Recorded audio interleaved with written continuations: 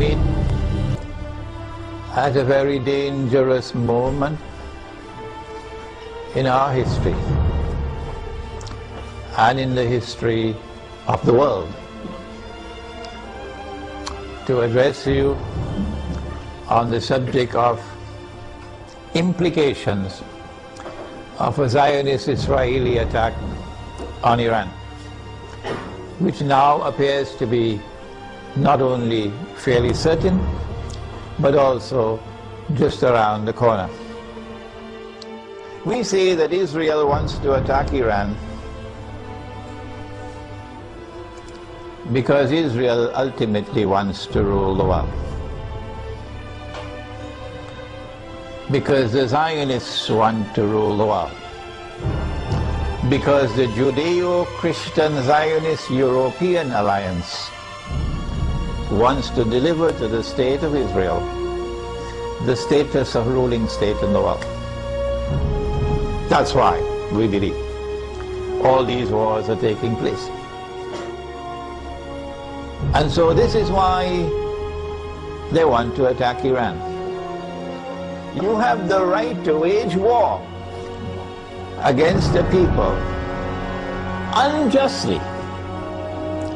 And so an attack on Iran would be unjust war.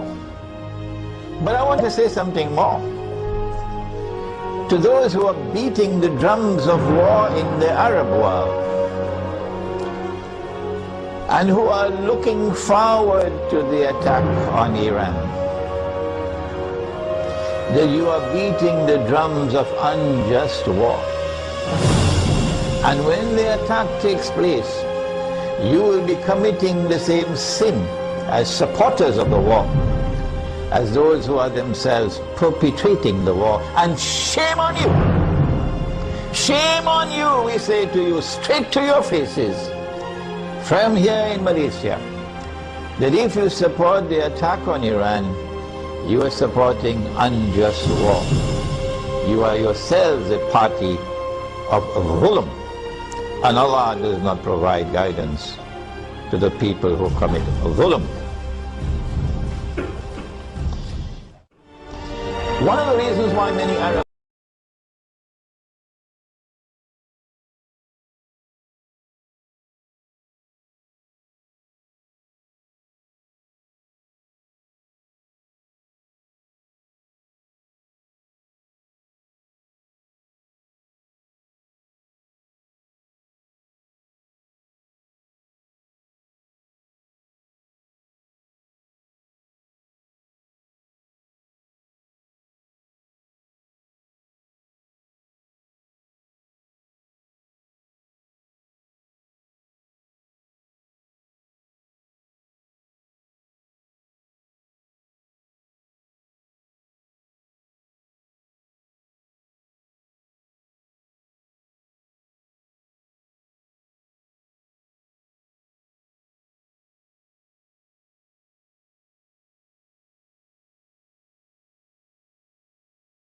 are seeking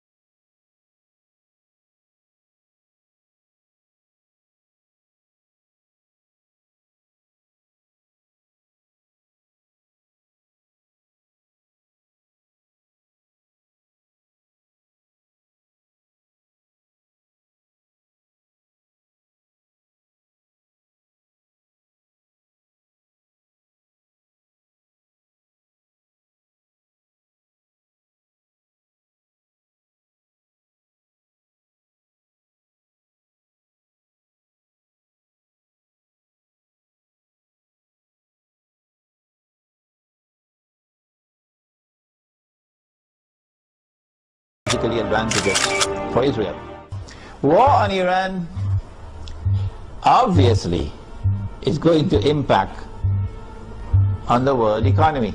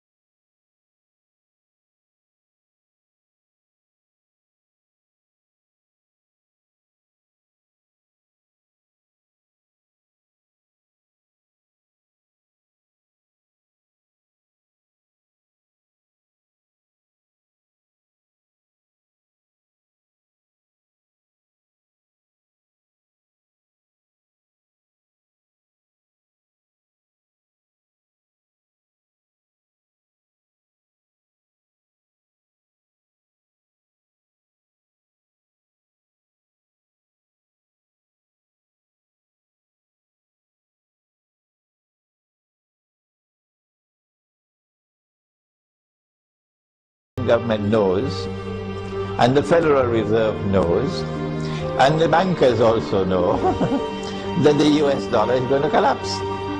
It will not survive an Israeli attack on Iran with the price of oil shooting up through the roof.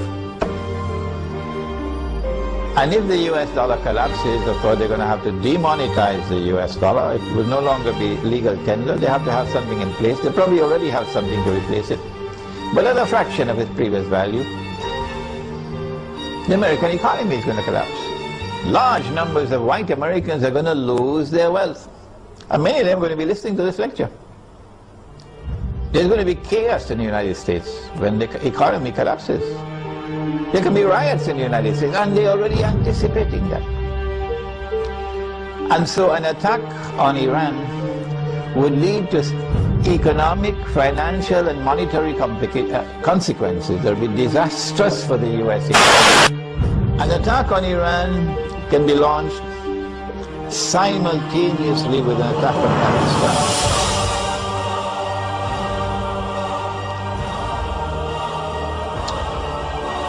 The purpose would be to eliminate Pakistan from the nuclear club.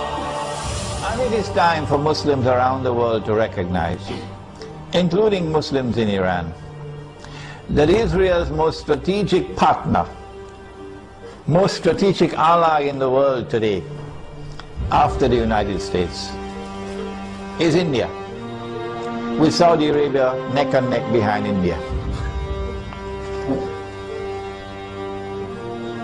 And so, not only must India be involved in the attack, but also when the attack takes place on Pakistan, and if it succeeds, then in the sequel it is India who must now control the region on Israel's behalf. The denuclearization of Pakistan and the breakup of Pakistan into bits and pieces will impact upon Muslims in the whole of that subcontinent in such a way as to bring about a state of demoralization and despair, and send shock waves to Muslims in the rest of the world. That one of the largest Muslim communities around the world, in India, Pakistan and Bangladesh, have now come under the foot of Hindu India. So India will rule the entire South Asia with NATO in control in Afghanistan for the United States of America. Israel will attack Iran in order to commence wars that she hopes will follow one after the other. As soon as Israel attacks Iran, the first implication is that Iran is going to attack Iraq. And Iran is strategically poised, advantageously poised, to attack the United States in Iraq. That Iran is also likely to attack Bahrain. And it should not be difficult for Iran to take Bahrain. Bahrain cannot stand up to an attack from Iran. Bahrain is across the water from Iran. I am suggesting to you that Iran is going to attack and take Bahrain. And if and when Iran attacks and takes Bahrain, then there's a causeway between Bahrain and Saudi Arabia where you can drive back and forth. The road will be clear to Saudi Arabia. I am anticipating, and the Saudis probably already have their plans laid out very well, because they know what's going to happen. And Israel already knows what's going to happen. That they're then going to turn to the United States to invoke whatever secret agreements they have of defense. That the United States has to intervene in Saudi Arabia to protect Saudi Arabia from an attack from Iran. I think the Zionists in the US Congress will ensure even though the US Armed Forces would not want to go in there, even though the Barack administration would not want to go into Saudi Arabia. The Zionists in the US Congress will ensure that American forces will have to enter into Saudi Arabia to face Iran. And they're setting a trap for the United States, so that the United States is going to be led to a situation where it's going to be facing defeat. I think that for Russia and for China, an Israeli attack on Iran, particularly if it involves the use of nuclear weapons, would be recognized as a threshold being crossed.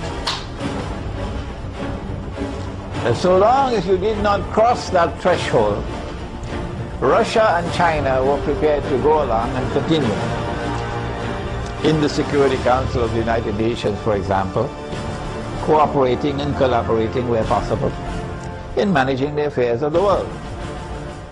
But once you cross that threshold, the implication for Russia and China is that you have crossed the point of no return. And that an attack on Iran is now going to inevitably lead to World War.